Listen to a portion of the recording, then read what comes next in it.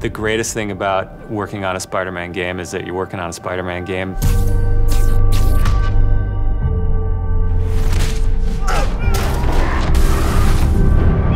The hardest thing is that it's a Spider-Man game. We really care about storytelling here at Insomniac. And I think that's how we go into every day we come here. There's this push to really get it right. One of the most compelling things about Spider-Man is just when Peter Parker and Spider-Man's worlds collide. And we've tried really hard to weave the two stories together to create a story that is not necessarily just a superhero story, but a human story as well.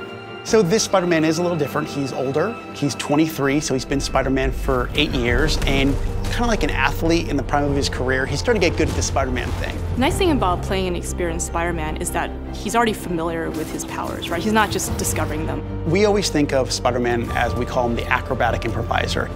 He's looking for not only how he can take advantage of the way the enemies are positioned, but what around him. Could he use this object to grab with his webs and throw at an enemy? We want people to not only see the enemies in front of them, but the environment around, to take advantage of both of them. He also knows that the criminals out in the city know how he works as well, so he's got to mix it up. So even though he is more experienced, the challenges are going to be bigger than he's ever faced before.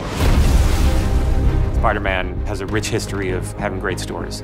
The core of our story is this duality between being Peter Parker and being Spider-Man. What's cool about Mr. Negative is that he also has a duality. He's got his positive side as Martin Lee, who runs the homeless shelters in the city, but he also has his negative side.